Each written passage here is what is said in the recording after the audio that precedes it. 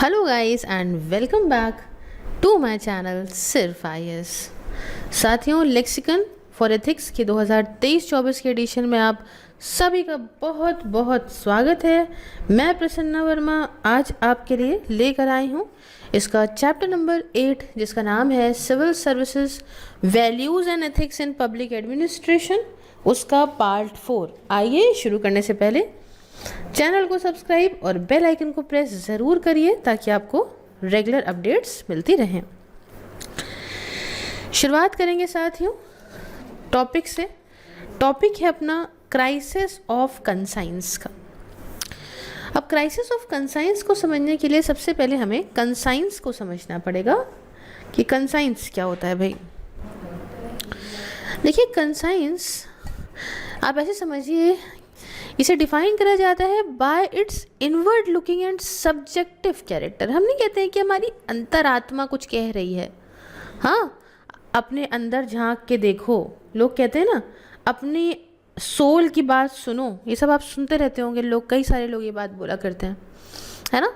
तो ये inward looking और सब्जेक्टिव कैरेक्टर है in the following sense. Conscience हमेशा से नॉलेज होती है खुद की, है ना।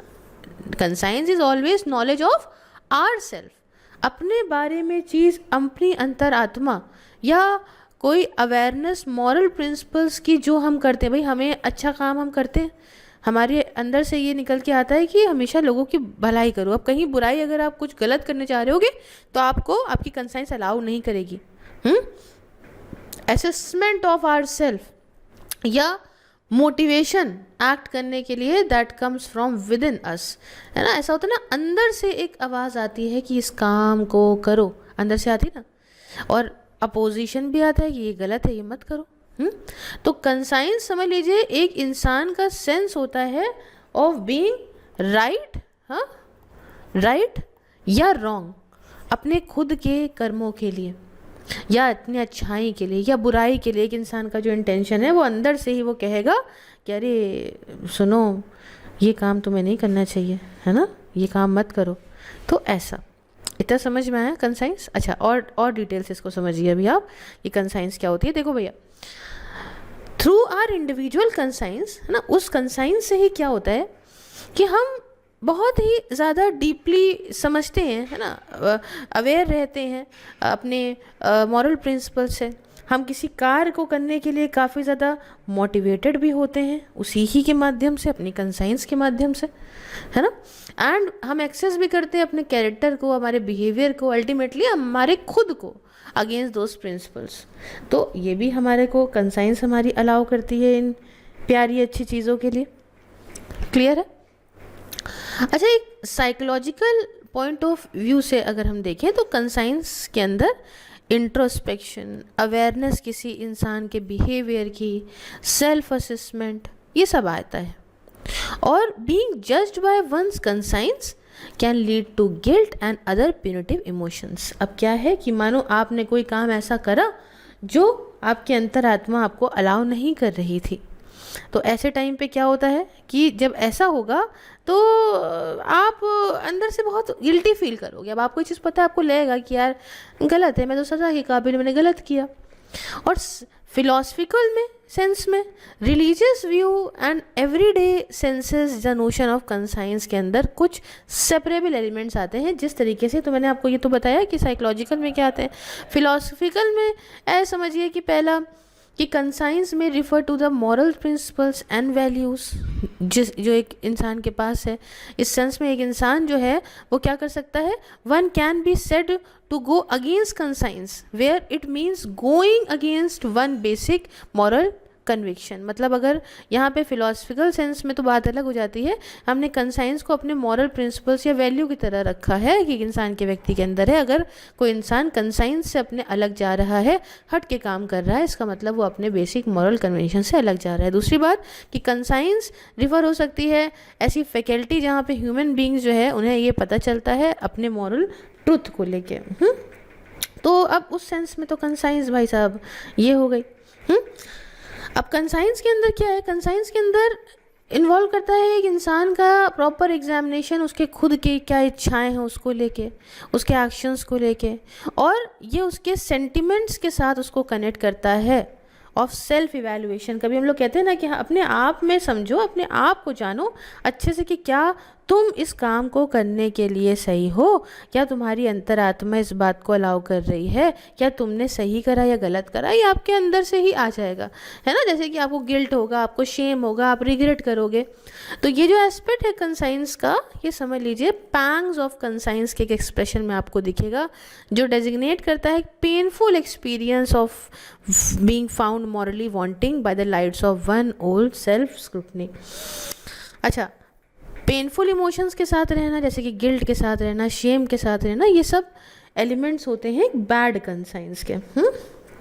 तो ये हमने आपको इतना बताया बढ़िया तरह से कि कंसाइंस होती क्या है। अगर अच्छा लग रहा हो तो कृपा करके आपसे बहुत बड़ी मेरी कृपा हो जाएगी अगर आप चैनल को सब्सक्राइब और बेल आइकन को प्रेस, उसके साथ बस लाइक कर देंगे इस वीडियो को अगर अच्छी लग रही हो तो, है ना। बड़ा मोटिवेशन मिलता है मुझे इससे वीडियो बनाने का। अब आया फ्रीडम ऑफ कंसाइंस। क्या होता है ये फ्रीडम ऑफ कंसाइंस, आपको बताती हूँ। देखो भैया, फ्रीडम ऑफ कंसाइंस आज के टाइम पे प्रोटेक्ट करा गया है United Nations Universal Declaration of Human Rights के माध्यम से, और जिसमें लिखा है कि everyone has the right to freedom of thought, conscience and religion. हर एक व्यक्ति के पास ये हक है कि वो, उसके पास आज़ादी है कि वो कुछ भी सोचे, अंतरात्मा में फील करे और जो भी रिलीजन चाहे बोले। आर्टिकल 18 इनका कहता है ये। अच्छा, भारत के संविधान में क्या दिया हुआ है? देखिए, भारत के संविधान में भी फ्रीडम ऑफ कंसाइंस को गारंटी करा है। हमारे आर्टिकल नंबर 25 के तहत ये गारंटी मिली है, और ये एक हमारा फंडामेंटल राइट है। ज़्यादातर समझ लीजिए स्टैंड करता है to protect it through most immediate means like writ petitions, हाँ, के माध्यम से ये सब प्रोटेक्शन भी मिले हैं। ये इसलिए है ना, this is because of cardinal role of conscience in growth. अच्छा खासा रोल है भैया, जो कंसाइंस है वही हमारी अच्छी खासी ग्रोथ का कारण बनती है। सेल्फ रियलाइजेशन किसी इंडिविजुअल का बढ़िया रहता है। एक सोसाइटी ग्रेट तब तक नहीं बन सकती है जब तक के लिए एक इंसान, एक सिटीजन को उसकी अंतर आत्मा को लेके जो है वो ना हो अंदर से, हाँ, कि भाई आप जो है वो सोचिए, जो मना है सोचिए, अच्छे से रहिए, इस सब से।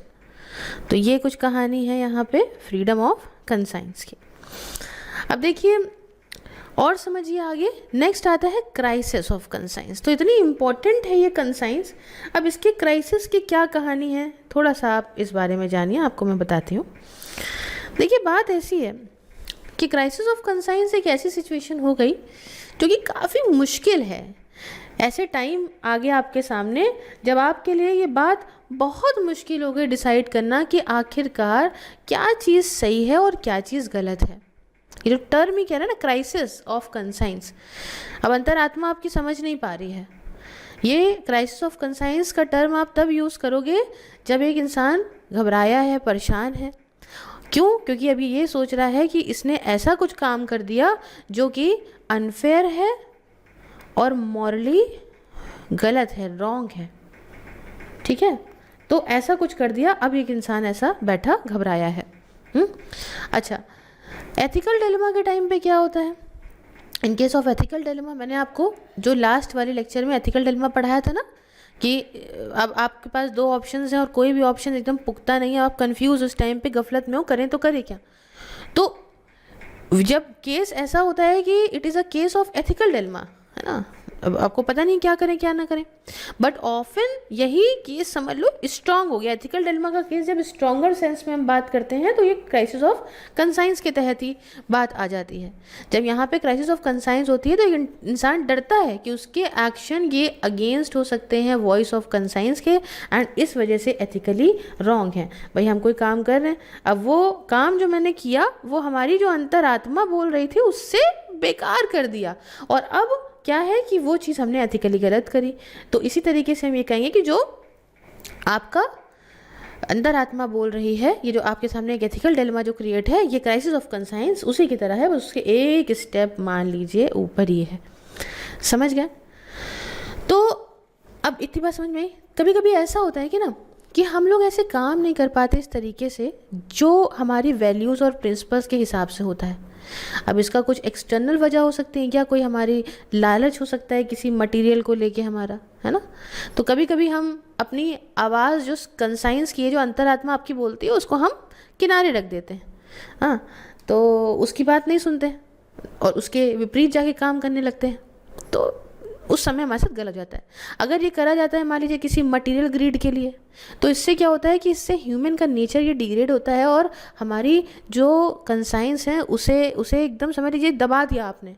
हालांकि यहाँ पे कुछ और भी सर्कमस्टेंसेस हैं, इसका एग्जांपल मैं अभी आपको दूंगी कि कुछ एक्सटर्नल रीजंस की वजह से जो हमारे कंट्रोल से बाहर के रीजंस हैं और हम हमारे बिलीव्स के हिसाब से वहाँ पे चाह के भी काम नहीं कर पा रहे हैं, तो ऐसी सिचुएशन में फीलिंग गिल्ट और शेम की हमारे अंदर उत्पन्न होने लग जाती है। ये एक दिक्कत है। अच्छा, पब्लिक ऑफिशियल क्राइसिस फेस करते हैं in the form of dilemmas. करें ये क्या करें कि क्या ना करें, है ना, क्योंकि उनको दो सिमिलर एक्ट्स के बीच में चूज़ करना होता है और वो वैलिड हैं दोनों ही उनके स्फेयर में। तो ऐसे केसेस में काफ़ी इंटरेस्टिंग हो जाता है देखना कि whether an official choose is inner conscience और हिज ड्यूटी। फिर ऐसे टाइम पे क्या होता है कि व्यक्ति जो है अपनी अंतरात्मा की बात सुनेगा या अपनी ड्यूटी करेगा, है ना। तो ये कहानी हो जाती है। चलो खैर, आइए एग्जाम्पल समझाएं हम आपको क्राइसिस ऑफ कंसाइंस का, थोड़ा आपको मज़ा आएगी। कि एक म्यूनिसिपैलिटी का ऑफिशियल ने ऑर्डर करा कि फोर्सफुली वो एविक्ट करे इलीगल शेल्टर्स जिसे बनाया गया है by squatters of the government land के ऊपर इलीगल कुछ शेल्टर्स बने हुए हैं। तो ये हुआ कि म्यूनिसिपैलिटी ने ऑफिशियल ने कहा कि इसको खाली कराओ तुरंत।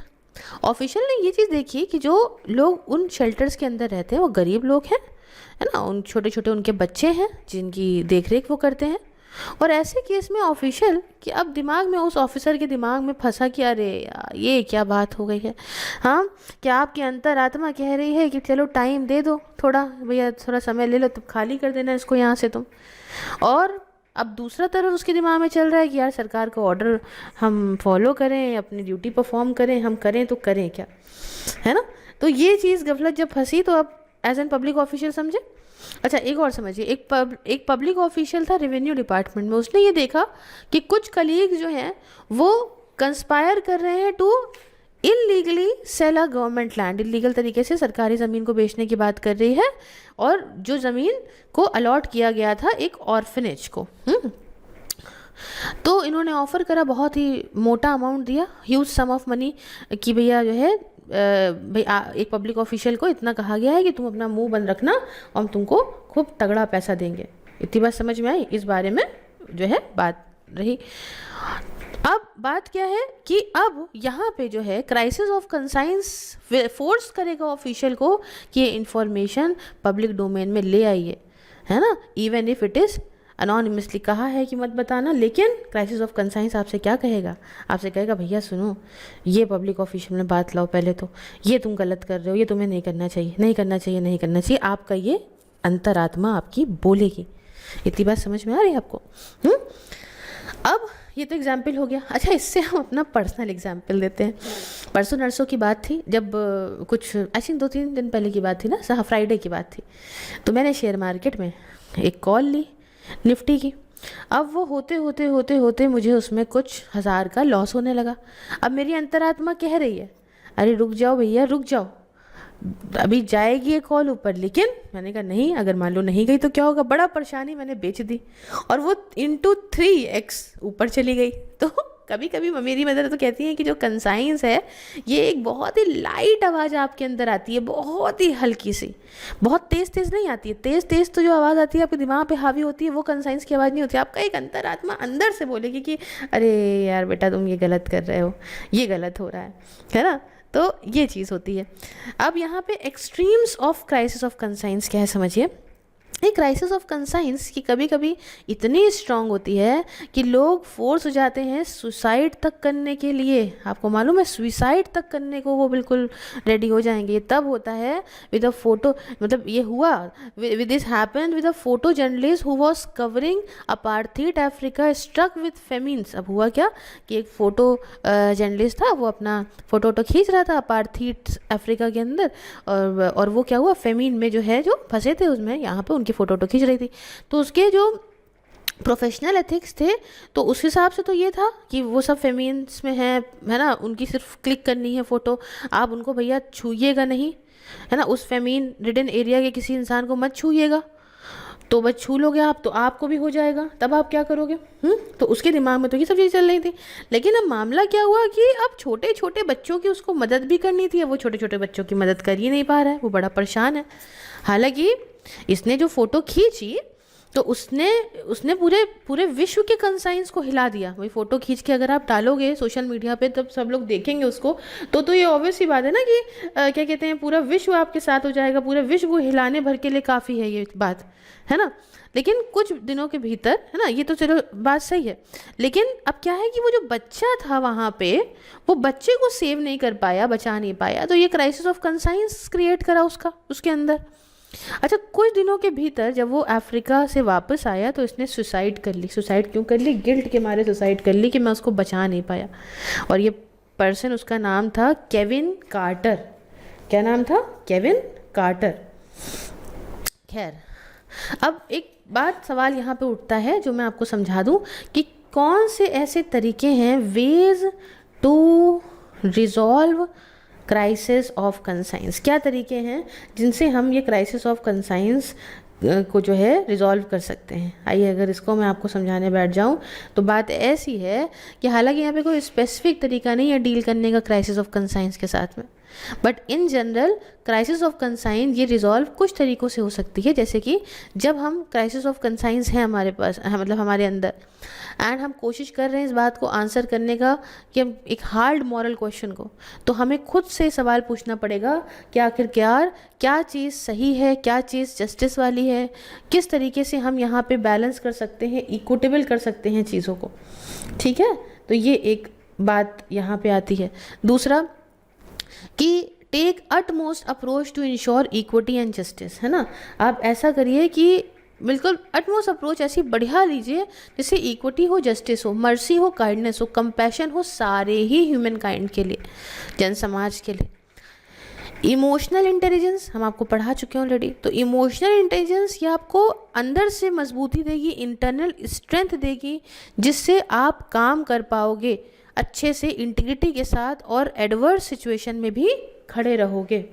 ठीक है।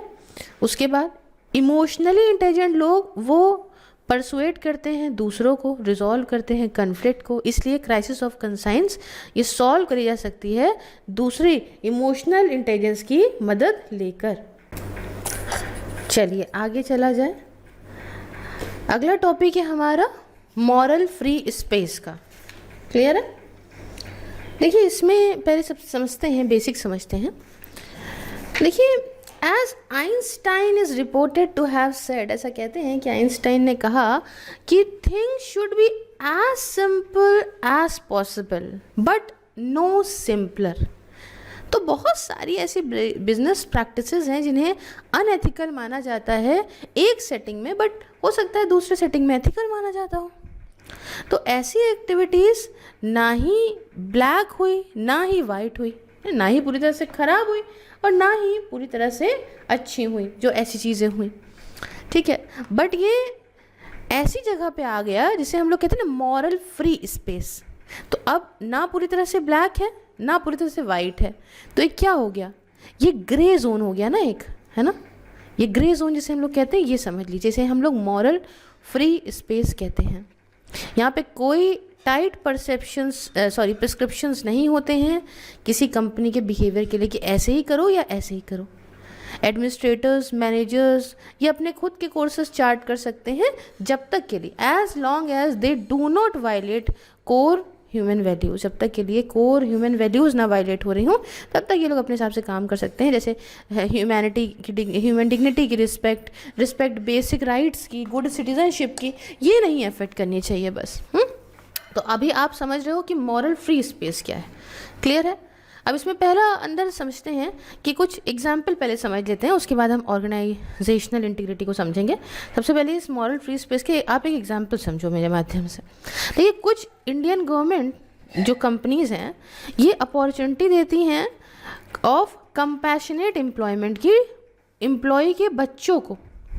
अगर मान लीजिए ऐसा हो जाए, कहीं आपने भी सुना होगा कि सरकारी कर्मचारी की डेथ हो जाती है तो उनके बच्चों को जो है वो डेथ के बदले, मान लीजिए एकदम से डेथ हो गई या परमानेंट डिसेबिलिटी हो गई, तो उनके बच्चों को उनकी नौकरी मिल जाती है। अच्छा, हमको ये भी पता है कि पर्सनल रेफरेंसेस का यूज़ हमें पता है ना, और रिकमेंडेशन का पता है। रिक्रूटमेंट के टाइम पे क्या होता है कि पर्सनल रेफरेंस दे दिए, जो है प्रमोशन के टाइम पे कह दिया अरे हमारा जानने वाला है ये वो, तो इन चीज़ों को भी बारे में हमने पता है बढ़िया से हम लोगों को। तो जो संविधान है उस वहाँ पे तो आर्टिकल नंबर 16 क्या कहता है संविधान का, हमारे आपने तो पढ़ा है, हमने पढ़ाया भी है, हाँ, कि संविधान का आर्टिकल नंबर 16 साफ शब्दों में बात कह रहा है कि इक्वालिटी ऑफ अपॉर्चुनिटी होनी चाहिए for all citizens in matter related to employment या appointment to any office under the state. ठीक है, कि स्टेट के अंदर कोई भी एम्प्लॉयमेंट हो रहा है, कुछ भी हो रहा है, तो उसमें इक्वालिटी ऑफ अपॉर्चुनिटी होनी चाहिए पब्लिक एम्प्लॉयमेंट में। ये हमारा आर्टिकल नंबर जो 16 है वो प्रावधान पूरी तरीके से हमें इस बात के लिए सिक्योरिटी दे रहा है। बट इसमें भी कुछ एक्सेप्शंस क्या है, जैसे शेड्यूल्ड क्लास हो गए, शेड्यूल्ड ट्राइब हो गए, ओबीसीज हो गए, विमेन हो गई, बच्चे हो गए, इनके लिए क्या है कि थोड़े एक्सेप्शंस प्रदान कर दिए हैं कि चलो भाई ठीक है, आप लोग जो है आप लोगों को कुछ कोटा वगैरह दे दिया जाएगा, बाकी सबके लिए इक्वालिटी ऑफ अपॉर्चुनिटी दी गई। तो it can even make reservations in regard to a class या क्लासेस ऑफ एम्प्लॉयमेंट। ठीक है ना, इसके माध्यम से क्या है कि कुछ रिजर्वेशन वगैरह भी करे जा सकते हैं। अपॉइंटमेंट किसी ऑफिस को लेके अंडर द गवर्नमेंट, इसमें भी जो है वो रिजर्वेशन हो सकता है on the basis of religion या रेसिडेंस को लेके। तो इसमें कुछ एक्सेप्शंस भी दिए गए हैं, ठीक है ना। तो अब देखिए कंपनी क्या करती है, कंपनी इज्जत करती है इन कमिटमेंट्स की, ये इवन इस कंडीशन में भी कि दूसरे सारे एप्लीकेंट ज़्यादा क्वालिफाइड हैं कंपैरेटिवली टू उस एम्प्लॉय के बच्चे का जिसका रेफरल दिया गया है किसी के माध्यम से। तो जहाँ पे ऐसी जगह, जहाँ पे ऐसा देश हमारा जहाँ पे जॉब्स की इतनी कमी है, वहाँ पे ऐसी वैल्यूएबल चीज़ें बहुत ही मायने रखती हैं, उसको नौकरी की बहुत ज़रूरत है, और ऐसी पर्क्स जो मिल गई तो फिर तो बड़ा ही अलग हो गया। तो ये हमारे इंडियन कल्चर को रिफ्लेक्ट करता है, इस बिलीव को कि वेस्ट देखिए बहुत आगे चला गया है इन जो है अलाउइंग इकोनॉमिक अपॉर्चुनिटीज़ में टू ब्रेक अप फैमिलीज़, है ना। तो अब देखिए बट ज़्यादातर वेस्टर्न कंट्रीज़ में ये ब्रांडेड अनएक्सेप्टेबल नेपोटिज्म है। यूनाइटेड स्टेट्स में तो कहिए फॉर एग्जांपल एथिकल प्रिंसिपल जो इक्वल अपॉर्चुनिटी का है, ये कि होल्ड करता है that job should go to the applicants with the best qualification. US तो कहता है कि जॉब्स उन लोगों को मिलनी चाहिए जो लोग जो है वो बेस्ट टू बेस्ट हों उस जॉब के लिए, है ना। अगर यूएस की कंपनी ने ऐसी प्रोमिसेस करे अपने एम्प्लॉयज़ से तो ये वायलेट करता है रेगुलेशंस को जो इक्वल एम्प्लॉयमेंट अपॉर्चुनिटी कमीशन के द्वारा स्थापित करे गए हैं। इस डिफरेंस को ध्यान में रखते हुए एथिकल एटीट्यूड में किस तरीके से फिर मैनेजर्स यूएस के रिएक्ट करते हैं इंडियन नेपोटिज्म को लेके, क्या ये बुराई करते हैं इंडियन कंपनीज़ की, रिफ्यूज़ करते हैं एक्सेप्ट करना इनको एज पार्टनर्स या सप्लायर्स के तौर पे जब तक के लिए ये कंपनीज अग्री ना कर दें कि अपना इस तरीके का एक्ट ये क्लीन अप करें। तो देखिए ये तो है ऑब्वियस टेंशन जो नेपोटिज्म और प्रिंसिपल ऑफ इक्वल अपॉर्चुनिटीज़ के बीच में है, इसके चलते भी ये सही नहीं है कंडेम करना प्रैक्टिस को फॉर इंडियंस। अच्छा, इन अ कंट्री जैसे इंडिया जैसी कंट्री में जो एम्फेसाइज करता है फैमिली रिलेशनशिप को, है ना, अच्छा खासा कैटास्ट्रॉफिक लेवल्स इसका है अनएम्प्लॉयमेंट का, हमारे यहाँ प्रैक्टिस ये प्रैक्टिस जो है उसे देखा जाता है मॉरल फ्री स्पेस के तौर पे। अब बात क्या है कि यहाँ पे हमारे यहाँ देखिए चीज़ें अलग हैं। हमारे यहाँ फैमिली रिलेशन है भाई, फादर, अब वहाँ पे क्या हो रहा है कि बच्चे तो माँ बाप से अलग हो गए, इसको सिंपल टर्म में समझिएगा, बच्चे अलग हो गए, अब माँ बाप की नौकरी अलग है, बच्चे अब अपना समझे। यहाँ पे क्या है, यहाँ पे भाई फादर है या मदर है, वही फैमिली पूरी चला रही हैं। अब क्या हुआ कि वो बच्चा स्टेबल हो ही नहीं पाया, उसके पहले ही फादर मदर एक कोई डेथ हो गई उसकी, या कोई बात हो गई, कुछ भी हो गया, तो वो नौकरी उसको मिल गई, कम से कम फैमिली चलती रहेगी, है ना। तो ये सब चीज़ें जब देखी जाए और एक तरफ ये देखा जाए कि अरे देखो बाकी जो बेरोज़गार एक ज़रूरी आदमी था जिसके अंदर क्वालिफिकेशन थी उसको नौकरी नहीं मिली, तो जब इसमें हम देखते हैं तो दोनों ही चीज़ें दोनों ही चीज़ें ना पूरी तरह से सही हैं ना दोनों चीज़ें पूरी तरह से गलत हैं। तो इसको हम ग्रे एरिया में रखेंगे ना, और इसी को हम कहते हैं मॉरल फ्री स्पेस, है ना। इतनी समझे। अगेन ऐसा रिजर्वेशन अगर हम नहीं देंगे अपलिफ्टमेंट करने के लिए सोशली और एजुकेशनली बैकवर्ड क्लासेस को एक कास्ट रिडन इंडियन सोसाइटी में, तो फिर ये समझिए इससे क्या होगा। ये तो एक पॉजिटिव डिस्क्रिमिनेशन है ना, अगर भेदभाव किया जा रहा है तो एक अच्छाई के लिए किया जा रहा है, ना कि किसी बुराई के लिए, ठीक है ना। इतनी बात आपको समझ में आई क्या हो रही है। अब यहाँ पे हम समझाते हैं आपको ऑर्गेनाइजेशनल इंटीग्रिटी क्या होती है। साथियों बहुत सारे एडमिनिस्ट्रेटर्स का ये सोचना है कि एथिक्स को देखते हैं वो as a question of personal psyche, a confidential matter between individual and their consciousness conscience. मतलब बेसिकली बहुत सारे एडमिनिस्ट्रेटर ये सोचते हैं कि जो एथिक्स होती है ना वो एक इंसान के अंदर की ही लड़ाई है, अंदर की ही चीज़ें हैं, एक ऐसा चीज़ जो किसी को ना पता चले, एक इंसान खुद में और अपनी अंतरात्मा में ही जो है उसका तक सीमित रहे, यही एथिक्स है। ये सारे एग्जीक्यूटिव्स ये फटाफट से डिस्क्राइब करते हैं किसी भी रॉन्ग डूइंग को एज एन आइसोलेटेड इंसिडेंट, कि मतलब कुछ भी गलत हुआ तो वो उसकी ही जिम्मेदारी है, जो काम कर रहा है वो उस पर्टिकुलर एम्प्लॉय की वजह से ही ये सब हुआ है। The thought that a company could bear any responsibility for an individual's misdeed never enters their mind, है ना। मतलब ये है कि यहाँ पे इस चीज़ को लेके अगर कुछ भी व्यक्ति ने किया है तो वो अकेले ही जिम्मेदार होगा, कंपनी उसकी जो है वो जिम्मेदारी नहीं रहेगी। इस बात को ही ध्यान में रखते हुए ऐसे लोग आगे बढ़ते हैं।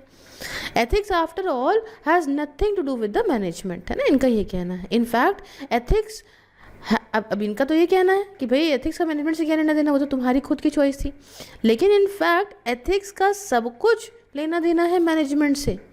Rarely do the character flaws of a lone actor fully explain corporate misconduct. Morally, typically unethical business practice involves the tacit, if not explicit, cooperation of others and reflects the values, attitudes, beliefs, language and behavioral pattern that define an organization operating culture. आप ये सोचते हैं अगर कि आप ये ethics को ऐसे ले लें कि इंसान की पर्सनल चॉइस कुछ अच्छा करे या बुरा करे कंपनी क्यों रिस्पॉन्सिबल होगी, तो आप गलत हैं। अगर उसने अपने आप को अच्छा और बुरा करा तो वो अपने कर्म के प्रति भी वैसा करेगा, और अगर सारे ही लोग ऐसा करने लगे तो एक बड़े लेवल पे ऑर्गेनाइजेशन के कल्चर को ये दर्शाएगा। अगर हर इंसान अपना मान लीजिए गलत काम करता है एक पर्टिकुलर ऑर्गेनाइजेशन में, सब गलत सलत काम करते हैं, गंदा संदा करते हैं, बुरा काम करते हैं, तो अगर आप ये कहोगे कि सबका ये पर्सनल मामला है, तो एक तरीके से जहाँ पे काम कर रहे हैं वो यही आखिरकार सब के सब मिलजुल के इसी को तो ख़राब करेंगे, इसका नाम ऑर्गेनाइजेशन का। तो एथिक का एक बड़ी पिक्चर देखी जाए तो उसका बिल्कुल लेना देना है एक मैनेजमेंट के साथ में। एथिक्स एक ऑर्गेनाइजेशन एज अ मतलब ethics is much an organisational as a personal issue. Personal नहीं है, बड़ी बात है। इनफैक्ट एक ऑर्गेनाइजेशन में जब इंडिविजुअल्स अलग अलग इंटरेस्ट से अलग अलग बैकग्राउंड से आते हैं, एक साथ काम करते हैं, एक ऐसा कॉमन प्लेटफॉर्म होता है ऑर्गेनाइजेशन, यहाँ पे वो लोग सब मिलके काम करते हैं वहाँ के उद्देश्यों को पूरा करने के लिए। और एडमिनिस्ट्रेटर जो नहीं प्रॉपर लीडरशिप प्रोवाइड कर पाते हैं और बनाते हैं ऐसा सिस्टम जिसकी वजह से ethical conduct, share responsibility with those who conceive, execute, knowingly benefit from corporate misdeeds. तो एडमिनिस्ट्रेटर्स को ये चीज़ समझनी होगी कि इनका रोल शेप करने में ऑर्गेनाइजेशनल एथिक्स को और रोकने में opportunity to create the climate that can strengthen the relationship, है ना। तो ये चीज़ अगर इनको करनी है ना, तो समझिए ये तभी डिपेंड करता है कि एथिक्स को ध्यान में रखा जाए। ऐसे एग्जीक्यूटिव जो इग्नोर कर देते हैं एथिक्स को, वो एक पर्सनल कोऑपरेट लायबिलिटी का उनको रिस्क होता है आज के ऐसे टफ लीगल इन्वायरमेंट में काम करने को लेके। In addition They deprive their organizations of the benefits available under new federal guidelines for sentencing organization convicted of wrongdoing. ये सारे sentencing guidelines recognize करी गई for the first time the organizational and managerial rules को unlawful conduct के and base fines partly on the extent to which companies have taken steps to prevent the misconduct, है ना. तो इसमें भी इनको फ़ायदा मिलेगा अगर सही से ध्यान रखा जाएगा एथिक्स को. तो for example TN session chief election commissioner India के रहे 1990 से लेकर 1996 तक. इन्होंने मैनेज करा to stamp his authority on the country's electoral system. इन्होंने लार्जली ख़त्म कर दी मैल प्रैक्टिसेस जो इलेक्शन में होती थी देश के अंदर. कैसे? कुछ रिफॉर्म्स लाके और रीडिफाइन करके स्टेटस को और विजिबिलिटी को इलेक्शन कमीशन ऑफ इंडिया के. तो मॉडर्न मोड ऑफ कंडक्ट के अंदर ज़रूरत थी कि सेशन अफेक्टिवली यूज़ करें इसे क्लीन अप करने के लिए पूरे ही इलेक्शन प्रोसेस को. और IAS ऑफिसर ये रहे थे पहले, एक IAS ऑफिसर थे पहले.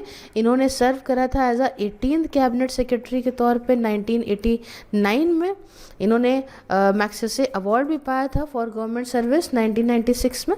तो बढ़िया व्यक्ति थे, बढ़िया काम इन्होंने किया और जो इतनी इम्पोर्टेंट इंस्टीट्यूशन, इतनी इम्पोर्टेंट बॉडी है उसको क्लीन अप किया.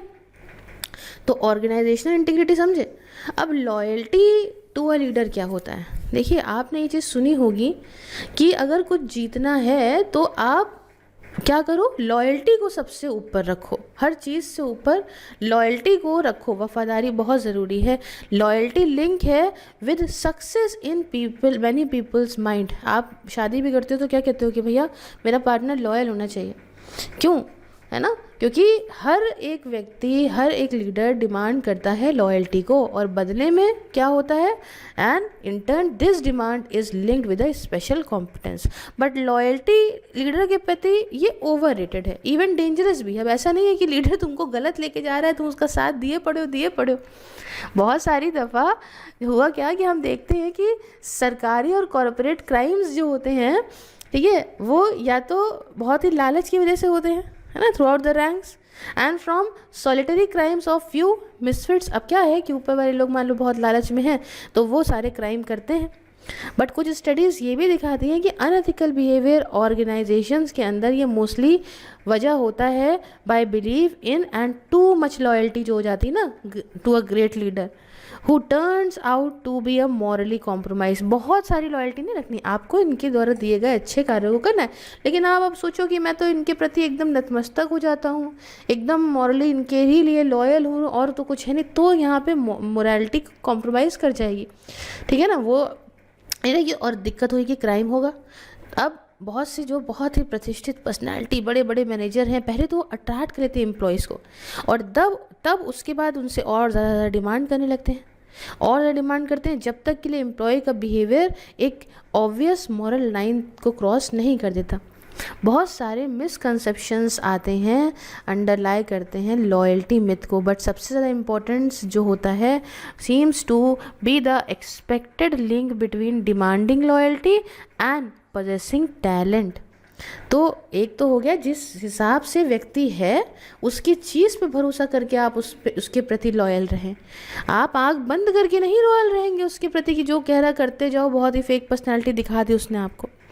ठीक है, तो एक लीडर लॉयल्टी को डिमांड क्यों करता है? क्योंकि उसको इतना पता है कि बेस्ट चीज़ ये है, इसके फॉलोवर्स ये फ्लॉड हैं कुछ तरीक़ों से जो उन्हें अलाउ नहीं करते कि वो सच्चाई देख पाएँ.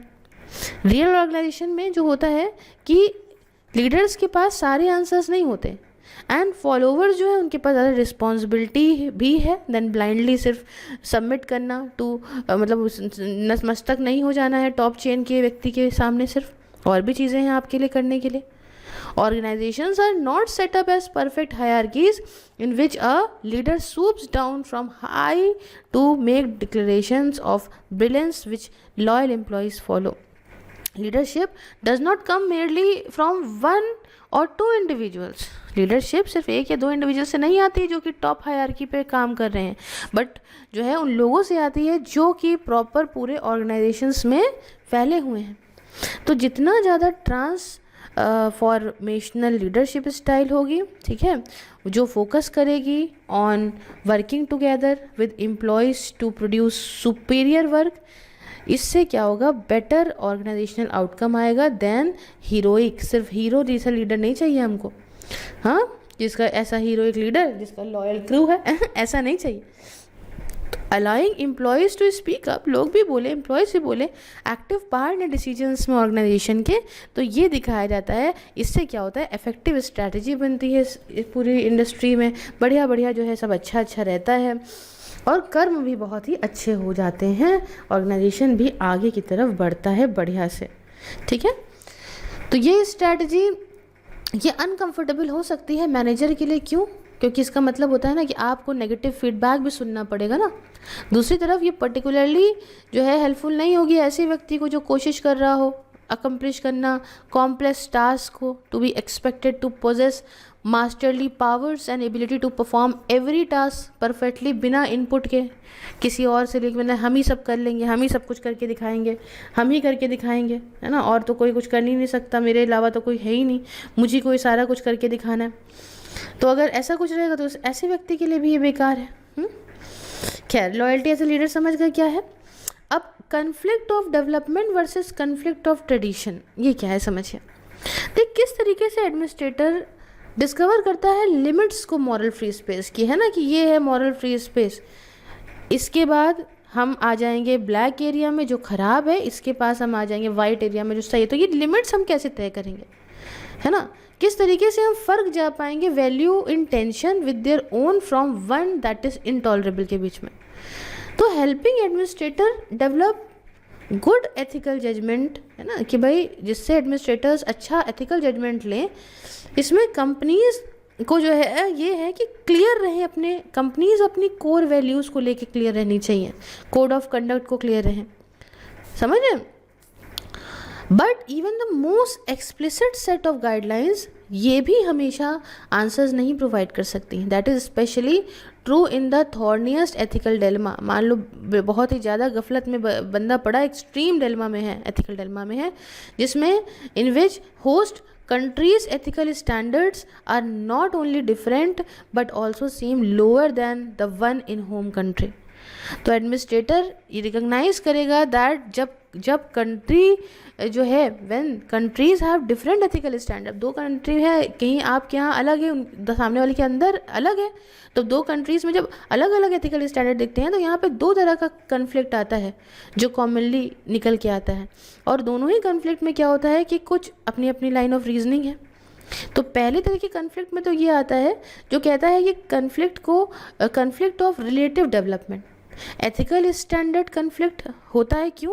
बिकॉज जो कंट्रीज़ हैं उनके अलग अलग इकोनॉमिक डेवलपमेंट है, और due to relative sense of disposition वो जब मिल जाता है with the scarcity of opportunity, developing countries में accept wage rates that seem inhuman to more advanced countries in order to attract investment. अभी बेसिकली ऐसा समझ लो कि अभी आपको किसी कंट्री में ऐसा हो सकता है कि 100 रुपये मिल रहे हो लेबर को काम करने के, किसी दूसरी कंट्री में वही 100 रुपये जो है वो ऐसे माने जा रहे हो कि अरे ये इतना 100 रुपये दे रहे हो तो मतलब आप उसके साथ ज़्यादती कर रहे हो, उसको तो खाने पीने का इतना ही चाहिए। तो दो कंट्री में अलग अलग हो रहा है ना।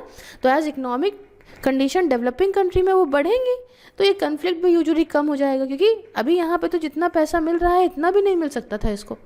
हाँ, लेकिन अगर ये यही काम यहाँ करता डेवलप कंट्री में तो शायद इसको ज़्यादा पैसा मिल जाता।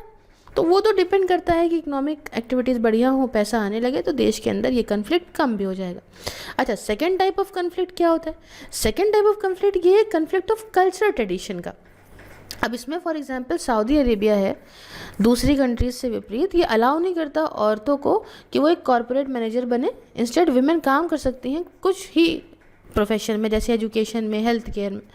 और जो रोक लगी है ना वो रिलीजियस और कल्चरल बिलीव्स की वजह से लगी है। वहाँ पे कोई भी इंक्रीज कंट्री के लेवल ऑफ इकोनॉमिक डेवलपमेंट में, जो ऑलरेडी अच्छा खासा इकोनॉमिक डेवलपमेंट है ना सऊदी अरेबिया का, तो इससे चाहे वो जितने और अमीर हो जाए लेकिन उसके रूल्स जो हैं वो चेंज होना मुश्किल है, क्योंकि यहाँ पे रूल्स जो हैं वो उसके जुड़े हैं रिलीजन से, ना कि डेवलपमेंट से, इकोनॉमिक डेवलपमेंट से। ठीक है, तो यहाँ पे एक कन्फ्लिक्ट दूसरा आ गया।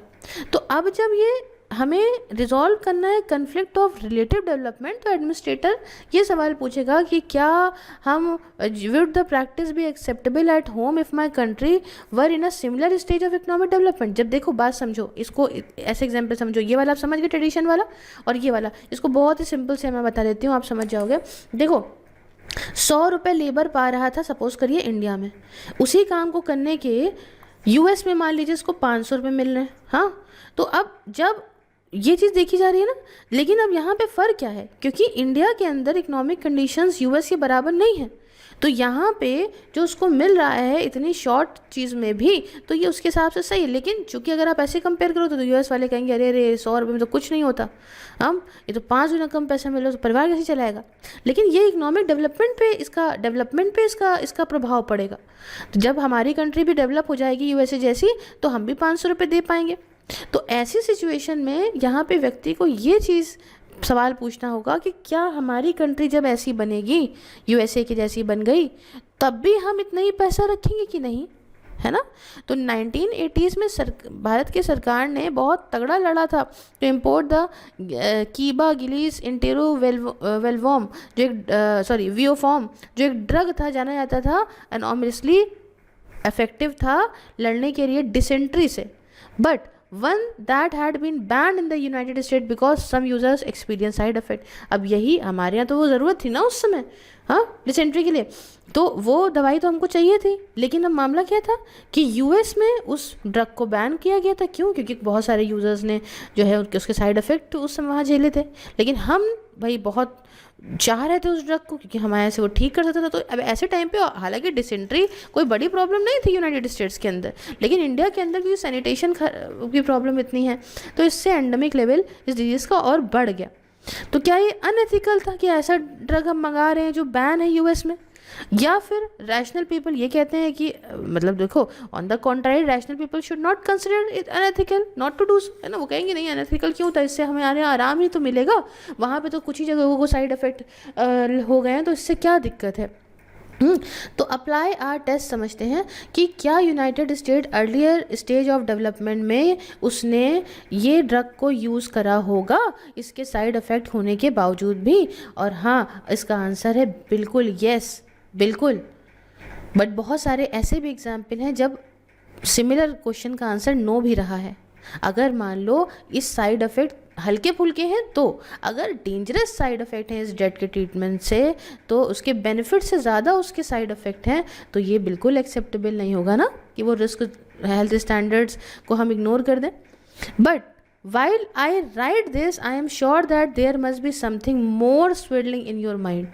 Yes, maybe even if US, जो वेस्टर्न डेमोक्रेसी मॉडल को रिप्रेजेंट करता है, वुड हैव बीन एन उसी स्टेज पे वो हो डेवलपमेंट ट्रैजेक्टरी के, then also due to a relatively more importance that was always attach to single life in that nation, it could have denied using that drug. वो ऐसा कर सकता था।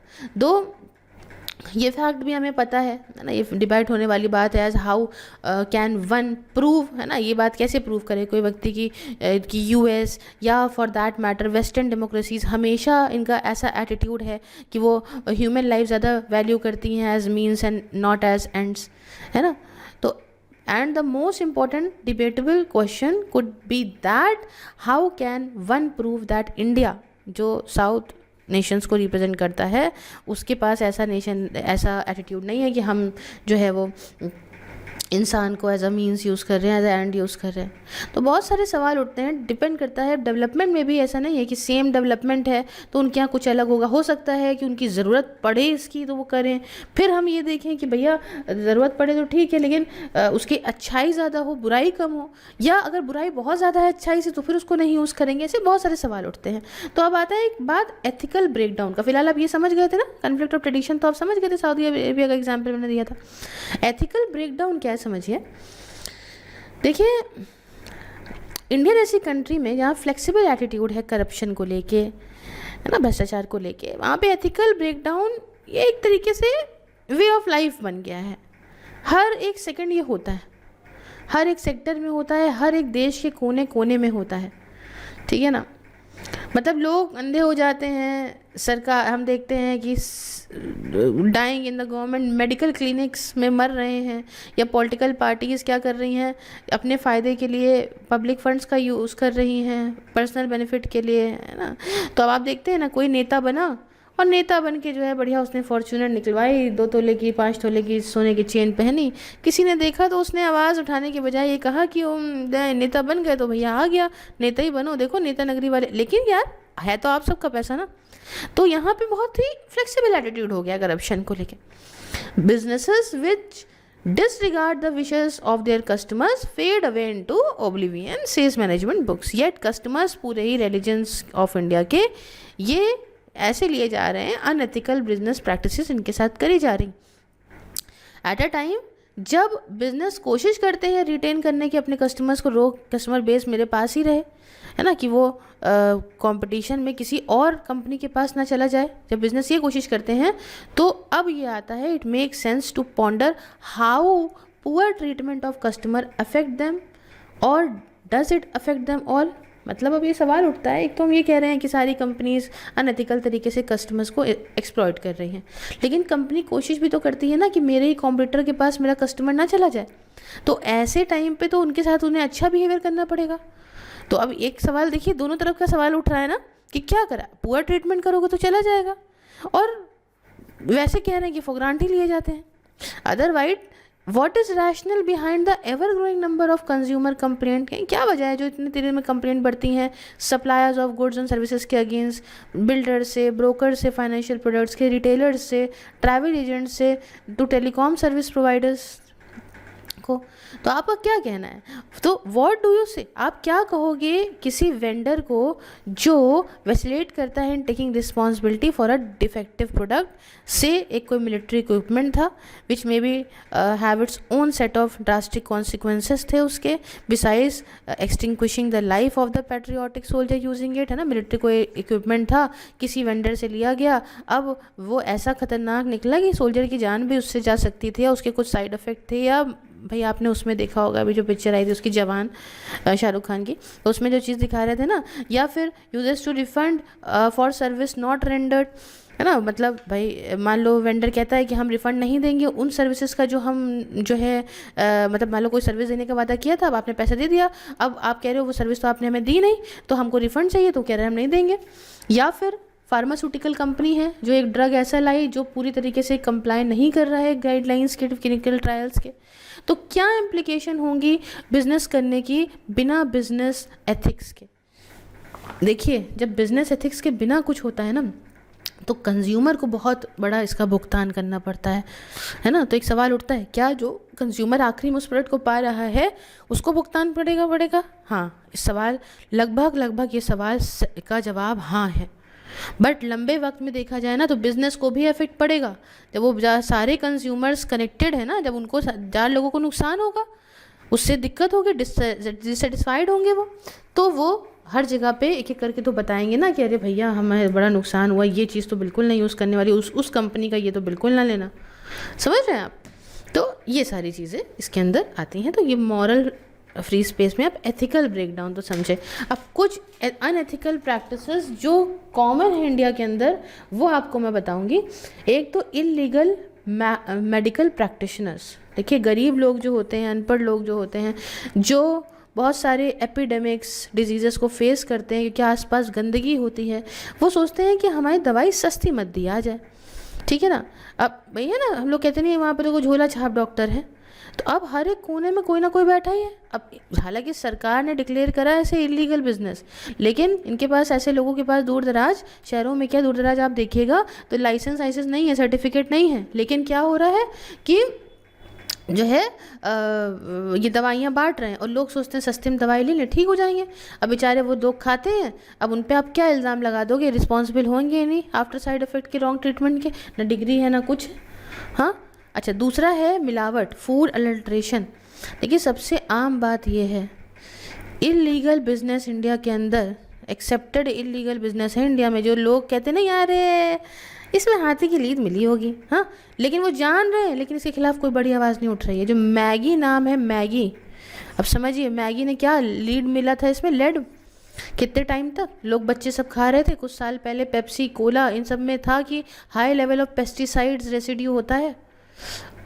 तो adding insult to injury, and if we try to understand the gravity of it beside being an effective poison to the human metabolism, हमको सब पता है कि ये पेप्सी कोला खराब हैं, ठीक है, तब भी समझिए कुछ फार्मर्स का यूज़ करते हैं पेस्ट को हटाने के लिए। क्यों? क्योंकि बहुत सस्ता है दूसरे कन्वेंशनल पेस्टिसाइड ब्रांड के कंपैरिजन में।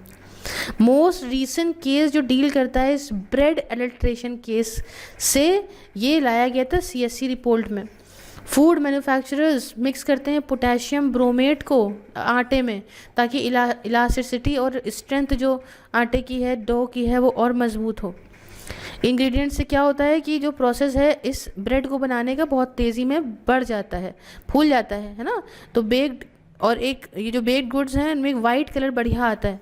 वाइल ये एजेंट है खुद में ही हेवली कार्सिनोजेनिक है, एंड ये बैन है इवन यूरोप में और US के अंदर। ऑल्दो हमारा food and drug administration and prevention of food alteration rules 1955 के जो रेगुलेट करते हैं लॉज को फूड सेफ्टी के अंदर, वो डिसाइड करते हैं कि परमिसिबल लिमिट इतनी है, इसमें आप प्रिजर्वेटिव्स, एडिटिव्स, एजेंट्स, एंजाइम डाल सकते हो। बट स्टिल ये इन्फोर्स नहीं करा जाता है स्ट्रिक्टली, ऑन ग्राउंड लेवल पे नहीं देखने को मिला है। और हर साल हम देखते हैं ज़्यादातर हज़ारों लोग देश के अंदर बीमार पड़ते हैं, अपनी ज़िंदगी खोते हैं because of this food adulteration. तीसरा है बेगिंग, बहुत बड़ी प्रॉब्लम है। जब आप पैसा देते हो ना गरीबों को, तो आप सोचते हो बहुत अच्छा कर दिया हमने, है ना, लेकिन ये आपने अच्छा नहीं करा। हमें तरस आ रहा है, हम सोचते हैं कि अरे बेचारे ऐसी ज़िंदगी जी रहे हैं। रियल पिक्चर अलग है। एक्चुअली ये एक बहुत बड़ा बिजनेस चल रहा है ह्यूमन ट्रैफिकर्स के लिए। भाई जिस बिज़नेस में फ़ायदा होगा लोग उसमें कूदेंगे ना।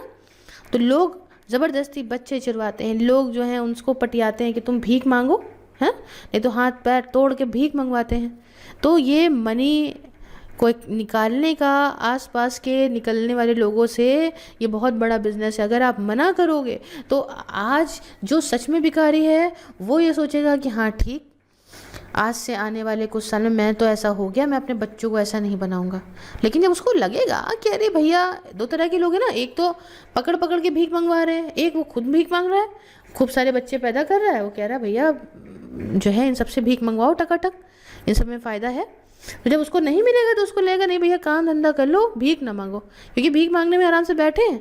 आओ भाई पैसा लाओ, पैसा लिया, दे दो 10 लोगों से कहा 20 रुपये में मिल गया, तो काम धीमे धीमे चल गया।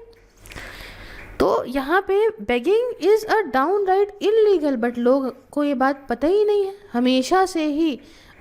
एंड आर ऑलवेज, ये लोग क्या कहते हैं, हम नीडी की मदद कर रहे हैं तो इसका मतलब जो है हम बहुत अच्छा कार्य कर रहे हैं, हमें तो ऊपर वाला जो है वो बहुत सारा सोने से जो है वो कर देगा। हमारा एक फ्रेंड हुआ करता था, तो जो है उसकी गर्लफ्रेंड हुआ करती थी भाई साहब। तो वो जहाँ से जो है वो गर्लफ्रेंड निकले और अपनी बंदी के साथ में, वहाँ पे जो है वो भिखारी उसको पकड़ के सीधा कहे कि अरे भैया तुम्हारी जोड़ी हमेशा सलामत रहे, जोड़ी तुम्हारी हमेशा सलामत रहे। वो हर बार पैसे देता था। बंदी ने थोड़े दिनों बाद उसके घर वालों ने शादी लगवा दी, उसने शादी करके चली गई। तब से उसका भी भरोसा उठ गया।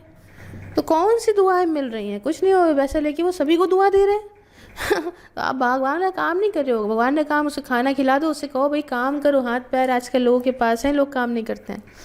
फिर आता है हुज एंड बूट लेगिंग। अब ये क्या होता है, देखो भैया अल्कोहल का कंजम्पशन ये हेल्थ के लिए बहुत ख़तरनाक होता है, फैमिली के लिए भी होता है। आपने देखा होगा नशेड़ी सुबह कैसा होगा, शाम को कैसा हो जाएगा। बट हर एक शहर के अंदर देश के अब हम देखते हैं कि अल्कोहल शॉप तो आपको एक मिलेगी ही, और हर 2-2 किलोमीटर पे मिलेगी। बट देश के अंदर ग्रोइंग कंसर्न ये है कि ट्रेड जो लोकल मेड अल्कोहलिक ड्रिंक का है वो बढ़ रहा है। लोकली अल्कोहल बनाई जा रही है, देसी दारू बनाई जा रही है, जिसे हम लोग प्रॉपर्ली कहते हैं। तो ये इलीगल बिजनेस होता है। सिंस गरीब आदमी इसको पीता है, मर जाता है। आपने देखा नहीं, कच्ची शराब पी मर गए। आपको मालूम है जून 2015 में हंड्रेड्स ऑफ स्लम ड्वेलर्स मर गए थे मुंबई के अंदर एक वर्स्ट केस में, इस हुश ट्रेजेडी के। एंड ऐसे इंसिडेंसेस बहुत ही कॉमन हैं जो देखने को मिलते रहते हैं, ऐसी हैपनिंग हर एक क्वार्टर में, छोटे छोटे केसेस जो हुआ करते हैं रोज़मर्रा की ज़िंदगी में। कुछ स्टेट जैसे बिहार, गुजरात और एक्सटेंट केरला ने तो रोक लगा दी है, ये प्रोहिबिशन लॉ है लिकर के ऊपर। ज्यूरी अभी भी, है ना, still out whether it can be called as governable move. It also being witness that this types of prohibitory action से क्या होता है, अगर आप कहीं पे रोक लगा देते हो किसी चीज़ पे, तो ये इलीगल ट्रेड और बढ़ने लगता है। ये भी तो है ना भाई, और होता है, और देखना पड़ेगा एक्साइज डिपार्टमेंट को कैसा अब क्या होगा। मोर ओवर लिकर के शॉप्स बॉर्डर स्टेट्स में ये एडवांटेज देती हैं जहाँ पे सेल बढ़ जाती है। तो ये जो प्रपोजिशन है, और ये भी अप्लाई होता है कुछ हद तक टोबैको जो है ना, मसाला, हाँ, तंबाकू, उसकी सेल पे भी। यहाँ पे एक एथिकल डिलेमा है कि काइंड ऑफ गवर्नमेंट और टैक्स कलेक्शन। देखिए सरकार को टैक्स इसी से ही मिलता है। टोबैको प्रोडक्ट्स हो गए, लिकर की शॉप एलोकेट जब होती है तो इससे एक्साइज ड्यूटी वगैरह लगी वगी, तो यहाँ पे बहुत पैसा मिलता है, उसी से ही सरकार अपने काम करती है। अच्छा, कुछ अब ये तो प्रॉब्लम हो गई ना कि लोगों की हेल्थ है, या फिर सरकार तो कहते कि भैया इसी से तो हम जो बाकी पेशेंट हैं उनका भी इलाज कर रहे हैं। कुछ रेडिकलिस्ट का ये भी कहना है कि अगर सरकार ज़्यादा इंटरेस्ट हो गई ज़िंदगियां बचाने में, सोसाइटी फ्री करने में ऐसे इल से, तो भाई वो ऑल टुगेदर बैन करे प्रोडक्शन को ही, ना कि भाई ऐसा आधा अधूरा काम करने का क्या मतलब है, अल्कोहल बने ही ना, ऐसी बात कही जाए। ये क्या होता है कि यहाँ पे बैन है, यहाँ पे बैन है, तो बहुत सारी चीज़ें। अब ये भी ग्रे एरिया में यार है। चाइल्ड लेबर समझिए, फंडामेंटल राइट्स के हिसाब से, या फंडामेंटल राइट्स के हिसाब से और directive principles of state policy in India के हिसाब से ये एक पनिशेबल एक्ट है कि बच्चों से काम कराना। जो बच्चे 14 वर्ष से कम होते हैं फैक्ट्रीज़ या माइंस में, आप उसमें उनसे काम नहीं करा सकते। बट प्रॉब्लम ये है कि लोग इस लॉ को एकदम इग्नोर करें हैं, और हैरेसमेंट बच्चों का अलग अलग तरीके से होता रहता है। उसके बाद बात आती है moral turpitude in dealing with foreign tourist. ये क्या होता है भाई? देखिए एयरपोर्ट से जो टैक्सीज होती हैं, है ना, होटल्स, शॉप्स, टूर गाइड्स, सब कुछ है, एयरपोर्ट से लेके taxis, hotel, shop, tour guides, ये सब कोशिश करते हैं कि जो फॉरेन टूरिस्ट आता है देश में उसको लूट लें किसी तरीके से, है ना। हम कह रहे हैं कि अतिथि देवो भव, अतिथि देवो भव, कि हमारा भैया जो भगवान के समान होता है, जो भी हमारा मेहमान है, लेकिन हम ये कह रहे हैं कि भैया हम उसको किस तरीके से वहाँ से पैसा लाया सब ले लें। तो इससे क्या होता है ना कि जो टूरिस्ट डेस्टिनेशन है हमारी, इंडिया इतनी अच्छी है, इससे उन लोगों को लगता है भैया सब लूटते हैं। आप आजकल देखिए, हम इतना पैसा नहीं देगा, 100 रुपये लोगे। अरे एक बार तो मैं तो आपको बताऊं बचपन में क्या था कि, अरे मैं बचपन में क्या मतलब कॉलेज टाइम पे, कि मतलब सहारागंज पड़ता है लखनऊ में, हजरतगंज में बहुत बढ़िया सा, मतलब बढ़िया क्या, फेमस मॉल है सहारागंज। वहाँ से लेके मान के चलिए 500 मीटर तक रिक्शा चलाने के लिए बड़ा एक्साइटेड हुआ एक फॉरेन कपल। तो उसमें उसकी गर्लफ्रेंड ने कहा हमको रिक्शा चलाना है, तो उसने कहा भाई हाउ मच मनी, तो समझ नहीं पाया, उसने बोला 500। उसने 500 दिए रिक्शा चलाने के। 500 का उसका मुंह पूरा पूरा बेच देना होता। तो देखिए अब ये क्या लूट रहे हो ना आप। तो इट इज़, ये एक गलत इमेज देता है टूरिस्ट डेस्टिनेशन, इतनी अच्छी है हमारी इंडिया, और ये गलत इमेज एक बनाता है। सेक्सुअल असॉल्ट देखिए, वुमेन टूरिस्ट के अगेंस्ट बढ़ रहे हैं। तो इससे तो अभी आपने कुछ वक्त पहले कोरियन वाली लड़की थी उसका सुना, अभी स्पेनिश लड़की का झारखंड में सुना। तो ये सब चीज़ें क्या है, गलत है ना। तो कोई क्यों आएगा, इतनी बड़ी इंडस्ट्री है ये, इससे क्यों फिर आएगा, टूरिस्ट इंडस्ट्री ख़राब हो जाएगी। अच्छा, फाइनेंशियल सेक्टर के स्कैम्स भी बहुत हैं, जैसे फ्रॉड्स, पीएनबी के फ्रॉड केसेस ले लीजिए, शारदा चिट फ्रॉड स्कैम है, एनएससीएल है, जहाँ पे लोग जो हैं गरीब लोग अपनी ज़िंदगी की पूरी सेविंग्स जो है वो एकदम डूब जाती है उनकी। तो ऐसे डेफिशिएट की वजह से क्या होता है कि आगे फ्यूचर ग्रोथ इन सेक्टर की ख़राब होती है। अच्छा, सेक्स डिटर्मिनेशन एंड फीमेल फेंटिसाइड। अब ये देखिए वो दिन गए जब लोग औरत मतलब लड़की और लड़के में फ़र्क करते थे।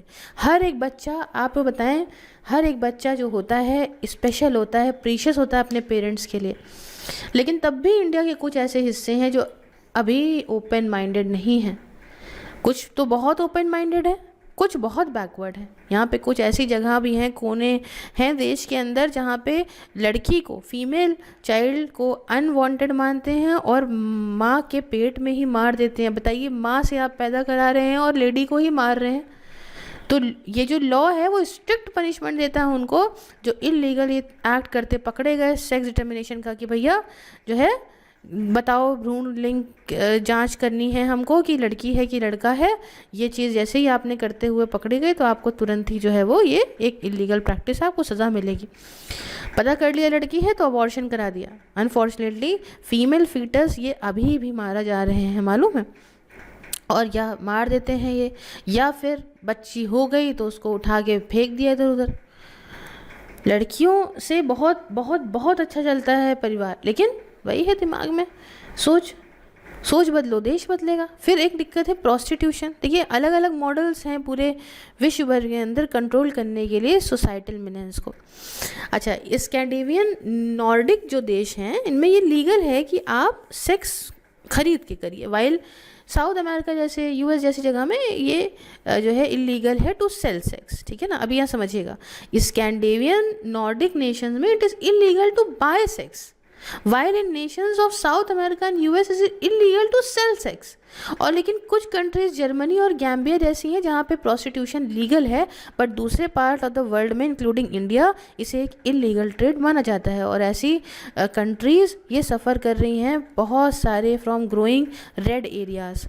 इंडिया तो विक्टिम है ह्यूमन ट्रैफिकिंग का as well as growing disease का, HIV एड्स जैसे आपने देखा होगा गंगूबाई वगैरह पिक्चर में, है ना। तो इससे क्या है कि भैया एड्स वगैरह भी बढ़ता ही, तभी तो यहाँ पे देखिए जो फ्रीली मूव करने के लिए हमारे फंडामेंटल राइट में प्रोस्टिट्यूशन, ये जो प्रोस्टिट्यूट्स हैं उनके उस पर रोक, कुछ एक्सेप्शंस में रोक लगी है ताकि देश भर के अंदर ऐसा ना कोई बीमारी फैले।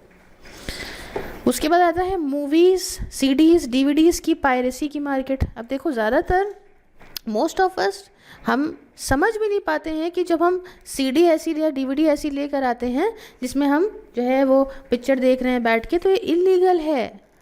समझिए ना बात को, इतनी बड़ी पैसा लग के इतनी बड़ी फिल्म बनी और उसको हॉल में देखने की बजाय चुप्पे से किसी ने बना दिया, वो 200 रुपये का टिकट आपने 20 रुपये की CD में, अब तो क्या CD नहीं होती है, टेलीग्राम वेलीग्राम आ गए, धीमे धीमे चीज़ें बदला करती हैं, तो आपने जो है वो उसको देख लिया घर में। लेकिन जो इतना पैसा खर्च करके बनाएगा उसको अगर लॉस होगा तो आगे इंडस्ट्री तो घुस जाएगी एंटरटेनमेंट वाली, और बाद में जितने लोग उसके अंदर काम कर रहे हैं वो सब चौपट हो जाएंगे।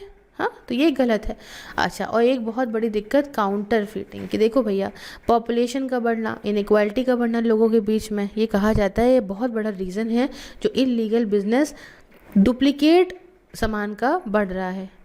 इंडिया को कहते ना, देखो भैया मॉल में 1000 रुपये का कुछ बिक रहा होगा तो डुप्लीकेट वाला बाहर देख लोगे 300 रुपये का। मैं आपको बताऊँ इससे एग्जांपल, तो मेरी फ्रेंड का छोटा बेटा, तो हम उसको कुछ हैमलेस से एक टॉय दिलाने ले गए।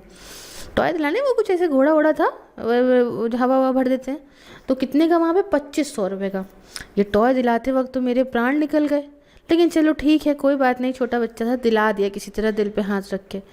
मैं अपने घर आने लगी, जब बिल्कुल सच्ची घटना पे आधारित है, जब मैं अपने घर आने लगी ना तो उस रोड पे साइड में कुछ लोगों ने सेम टॉय लगा रखा था। मैंने कहा ये कैसे? मैं गई, मैंने पूछा भैया ये कितने का? कहने लगा मैम 350। तो मैं आगे जाने लगी, इतना सुन के ही मुझे हार्ट अटैक आया, तो मैं आगे कहता अरे मैम मैम मैम मैम 250 में ले जाइए। ये देख के तो मैंने मतलब क्या ही बताऊँ कितना दुख हुआ मुझको। तो ये मार्केट इतनी फ्लरिश इसलिए हो रही है क्योंकि आधी से ज़्यादा पॉपुलेशन वो मिडिल क्लास की है, इतना महंगा नहीं अफोर्ड कर सकती। वही टेडी, वही बउआ, वही बाबू सोना का पांडा, वहाँ पे आप हर चीज़ से लोगे 5000, 10,000, 15,000 का है, लेकिन वही बाहर 500, 1000, 1500 का है। तो मैक्स वेबर ने इस magnum opus Protestant ethic and the spirit of capitalism में दिखाया था कि वैल्यूज़ डिटरमाइन करती हैं सोशल एक्शन को और कल्चर शेप करता है इकोनॉमिक डेवलपमेंट को। Discipline, pursuit of wealth and abiding by contracts किससे ग्रोथ होती है कैपिटलिज्म की। वेस्ट में वही हुई है और इंडिया के अंदर भी मारवाड़ी, गुजराती जो नॉर्थ के हैं, वेस्ट के हैं और आपका क्षेत्रीय साउथ के हैं, ये सक्सीड हुए शुरुआत में because of their culture orientation, जो वो बहुत मेहनती थे। तो आप देखिए ना, अंबानी जी हो गए, सब हो गए, गुजरात से निकलते हैं, बहुत मेहनती हैं अडानी जी, तो एंटरप्रेन्योरशिप की भावना इनके अंदर। अच्छा, मॉरल डिजनरेशन में इतने बढ़ते हुए कंज्यूमर सोसाइटी में जैसी हमारी है, ये एक वजह है इग्नोर करना हमारे कल्चर बेस्ट प्रैक्टिसेस को with implications for doing business environment perhaps. But what about India's record on contract enforcement? India above है ओनली टिमोर लास्टे से, when it comes to enforcing contract, otherwise किसी से नहीं। तो धीमे धीमे हमारे जुडिशियल डिसीजंस जो होते हैं इससे डी फैक्टो इनफेक्टिव इन्फोर्समेंट होता है टॉर्ट लॉज का। और वेलफेयर ओरिएंटेड डेमोक्रेटिक पॉलिसी जैसी हमारी है, यहाँ पे सरकार जो है मेन सिर्फ स्पेक्टेटर का काम ना करे, ये सिस्टम जिसमें सारी कंप्लेंट्स फुलफिल हों, इससे इम्प्रूव होगा कंप्लेंट रजिस्ट्रेशन, मजबूत होगा unorganise customer against unethical business practices के। हालांकि टफ रेगुलेशन सिर्फ लगाने से नहीं होगा, ध्यान देना होगा। अच्छा, एटीट्यूडनल चेंजेस, इसकी भी ज़रूरत है अगर एक इंसान चाहता है वैल्यू एक इंसान के पैसे की। तो अग्रीव कस्टमर्स अपनी आवाज़ उठाएं, मान लीजिए उनको अगर सर्विसेज बढ़िया नहीं मिल रही हैं, ठीक है ना, सोशल मीडिया से लेके हर जगह बनाए, कंज्यूमर कोर्ट्स तक जाएं। अबव ऑल बिजनेस को ये समझना पड़ेगा कि आपको बॉटम लाइंस को मजबूत करना है, अगर आपको बढ़ना है तो आप कस्टमर को इग्नोर नहीं कर सकते, ठीक है। फिर आता है एक सवाल कि how organisation shape individual behaviour, है ना, इंडिविजुअल बिहेवियर कैसे शेप करते हैं कोई ऑर्गेनाइजेशन। देखिए, एक बार once familiar picture of ethics as individualistic, जब हम ये देखते हैं ना, इंजुरिस्टिक पिक्चर, अनचेंजिंग पिक्चर और impervious to an organization influences has not stood up to scrutiny in recent years. अभी इसका समझो बात का कहने का मतलब है कि ऑर्गेनाइजेशन और लीडर्स ये एक इम्पॉर्टेंट रोल प्ले करते हैं शेप करने में मॉरल बिहेवियर्स को लोगों का ऑर्गेनाइजेशन के भीतर, और ये are perceived by this group as the authorities who legitimate the rules. तो अगर लीडर्स ही यहाँ पे प्ले नहीं करेंगे कोड ऑफ कंडक्ट के हिसाब से, those at the conventional level will likely view the code of conduct, फिर बाकी हो जो नीचे वाले होंगे वो तो कहेंगे लीडर ही हमारा कोड ऑफ कंडक्ट से नहीं चल रहा है, तो कोड ऑफ कंडक्ट एकदम बेकार है। कुछ दूसरे इंडिविजुअल्स डीमोरलाइज फेस कर सकते हैं by the context and organisation छोड़ भी सकते हैं इन सब चीज़ों को देख के। इंडिविजुअल्स इस लेवल में जो मॉरल रीजनिंग के हैं ये मान सकते हैं कि institutional norms can not be change. For example, कुछ सिविल सर्विस के ऑफिसर्स वो सर्विस इसलिए छोड़ देते हैं क्योंकि उनको बहुत मुश्किल लगता है काम करना किसी पॉलिटिकल इन्वायरमेंट में जहाँ पे लगातार भ्रष्टाचार हो रहा है, रैम्पेंट करप्शन हो रहा है। तो इम्पोर्टेंस को ध्यान में रखते हुए ऑर्गेनाइजेशनल कॉन्टेक्स्ट के एथिक्स के अंदर ये देखा जाए तो ऑर्गेनाइजेशन कॉन्टेक्स्ट में इंपॉर्टेंस को ध्यान में रखते हुए इन ethics does not imply for giving individuals wrong doers. और बहुत सारे लोग रजिस्ट करते हैं एक्नॉलेज करना इन्फ्लुएंस को ऑर्गेनाइजेशनल फैक्टर्स की इंडिविजुअल के बिहेवियर पे, खासकर उसके मिसकंडक्ट पे, या फिर fear of diluting people sense of personal moral responsibility पे। लेकिन ये जो उसका डर है ये बेस्ड है on the false dichotomy between holding individuals transgressors accountable and holding system accountable. तो आपको इम्पोर्टेंस ऑर्गेनाइजेशन कॉन्टेक्स्ट की क्या ज़रूरत है उसको समझनी पड़ेगी, not imply exculpating individual wrongdoers. तो इसको समझने के लिए to understand all is not to forgive all, ठीक है। तो यहाँ पे ये चीज़ है। कैसा लगा लेक्चर आप मुझे कमेंट बॉक्स में बताइए, सारे सोशल मीडिया लिंक्स आपको मिल जाएंगे। बाकी नेक्स्ट में हम लॉज, रूल्स, रेगुलेशन, साइंस को पढ़ेंगे। मिलते हैं नेक्स्ट वीडियो में। जय हिंद, जय भारत।